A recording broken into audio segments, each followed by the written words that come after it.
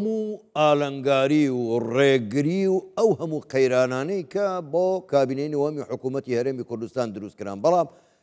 حکوومەتی هەرێمی کوردستان لە بڕیارەکانی خۆی پاشگەز نەبووە. چەندین خزمەتگوزاری پێشکەشی خەڵکی کوردستان کردووە، کارەبای بەردەوام، هێنانی ئاو بۆ هەولێر لە بواری ڕێگاوبانیشدا. هەر ئەمڕۆ ڕێگای دووسایدی سماقوڵی گۆمەسپان ئەویش کرایەوە. ئەمانە هەمووی ئەو خزمەتانن کە حکوومەتی هەرێمی کوردستان پێشکەشی خەڵکی کوردستانی کردووە. ئەمانە دەکرێت ببنە ئەو بنەمایانەی کە خەڵکی کوردستان چاوی لێ بکە و دەنگیش بە کاندیدانی پارتی دیموکراتی کوردستان بدەن دەم هەڵبژاردنەی کە بۆ خولی شەشەمی پەرلەمانی عێراق. لەسەر ئەم بابەتە دەمانەوێت هەندێک قسەی زیاتر و پرسی زیاتریش بکەین لەگەڵ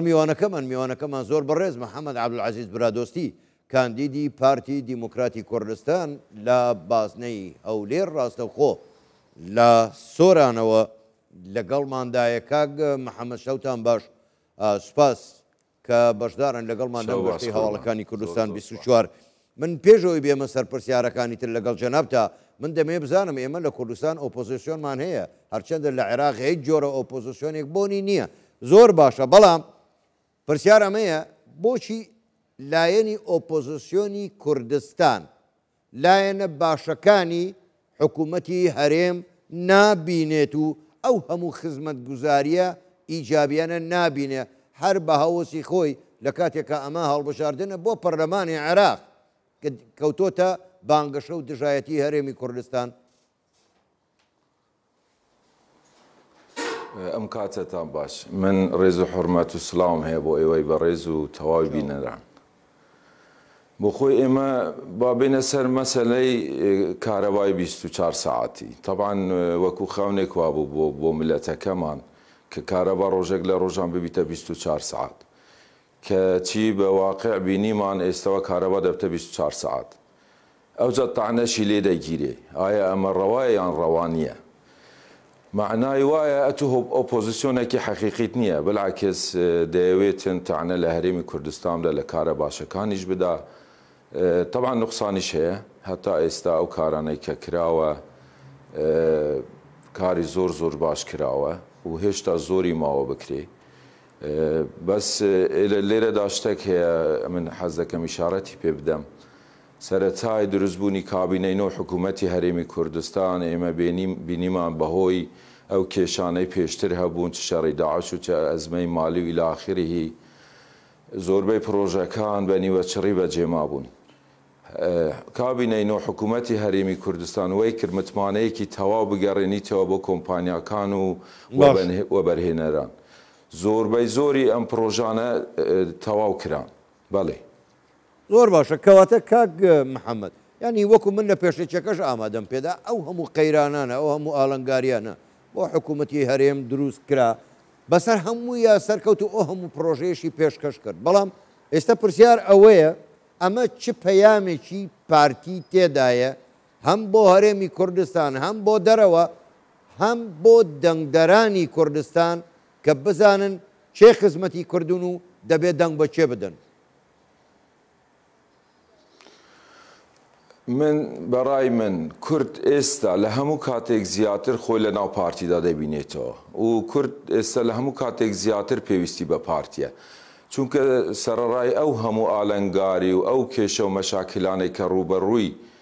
کابینەی نۆ حکوومەتی هەرێمی کوردستان بووەوە، ئەو جاشتانی پرۆژەی وا ئیستراتیجی ئەنجام بدا و جێبەجێ بکە سەرەڕای نەبوونی ئیمکانیەتێکی باشیش و بجێی پێویست. ئەوە معنای ئەوەیە کە پارتی هەموو کاتێک چاوی لە ئەوەی خزمەت بکە، چاوی ئەوەیە کوردستان بەرەو پێش بچی، چاوی لە ئەوەیە ئێمە جیاواز بین لەگەر چاوەڕدەوری خۆمان و بەواقعیش ئەوەمان سەلماندووە. سەرڕای هەبوونی بودجەیەکی زۆر لەدەست بەغدا و خواروی بەغدا و شارەکانی تر کە جەنابەت ئیشارەتت بە 183 یان عەفوەن بەلێ 183 ئیمە حەفدەیە، حەفدەکەش بە فەعلی ناگاتە دەستمان لەبەرەوەی کاک محەممەد کەمترە لە 105 ببوورە، ینی کەمتر لە 105 لە 195 بۆ مەسائلی مەسائلی سیادی لەو حەفتەیە نیوەی دەڕوا بۆ مەسائلی سیادی باش سەتا یەک دووەکیش زیاتر دەڕوا بۆ زروفی قاهێرە و مەسائلی تاڕێئە و ئەوانە بەڵێ قوربان زۆر باشە کاک محەممەد ینی ئێمە بەڵێ ببوورە بۆچی جگە لە کاروانی ئاوەدانی کە حکوومەتی هەرێم کابینەوە هەم لە تەواوی کوردستان پێشکەشی کردو بەڵام پرسیارێکی تر هەیە ئەوەیە کە بۆچی تەنها پارتی هەڵگری پەیامی هەڵوێستی نیشتیمانی و نەتەوەییە بە پێچەوانەی تەواوی لایەنەکانی تر لە بانگەشەکانیان کە ئەو هەڵوێستیان نییە قوربانڕوون و ئاشکرایە ئێمە زۆر دوور نییە ئەو ساڵانەی ڕۆیش دەرباز بوو ئەو فترەی کەمەی کە بینیمان بەداخەوە هەتا بوونە یەکدەست لەگەڵ لایەنی دەرەوەش بۆ ئەوەی زەرەر بگەینن بە پارتی بەڵام بۆ خەڵک تەواوی خەڵک ڕوون و ئاشکرا بوو زەرەر گەیاندن بە پارتی معنای ئەوەیە ئەتوو زەرەر دەگەینی بە هەرێمی کوردستان و قەواری هەرێمی کوردستان ئیدی پارتیش طبعا لە زەرورەتی دروستبوونی پارتی و لە مەکان و زەمانێکی پێویست بۆ ئەوە دروست بووە کە بەرگری لە کورد و هەبوونی کورد و سربەخۆیی و ئازادی کورد بکە بە پێی مەرحەلەکان پارتی هیچ کاتێک درێخی نەکردیە ڕۆیای پارتی زۆر دوورە یعنی لە ئێستاڕە ڕۆیای هەیە بۆ چەند ساڵی داهاتوو ئەوەش وای کردێ کە پارتی هەموو کاتێک وەکو حزبێکی نوێ و پڕ ئەکتیڤ خۆپێشانی جەماوەر و خەلک و دەوروبەر بدە باش کاک محەممەد هەم سەرۆک بارزانی هەم مەسرور بارزانی جێگری سەرۆکی پارتی دیموکراتی کوردستان زۆر پێداگری لەسەر جێبەجێکردنی دەستور دەکەن وەکو خۆی ئێوە ئەگەر چوونە پەرلەمان چۆن ئەم پەیامە دەکەنە کردداری ڕاستی لە پەرلەمانی عێراق بۆ خۆی عێراق کە دروست بوو عێراقی نوێ پاشی 2003 لەسەر ئەساسی هاوبەشی هاوسەنگی سازان دروست بووە ئەو دروشمە کە ئێستا پارتی هەرگرتیە ئەو دروشمە ئەسڵەن بۆ خۆی دەبی تەواجودی هەبی لە هەموو مەرحەلەکان بەڵام تا ئێستا ئەم دروشمانێک کە پارتی هەلیگرتووە کە دەبی تەواجودی هەبی لە عێراقی نوێدا ئێمە دیتیمان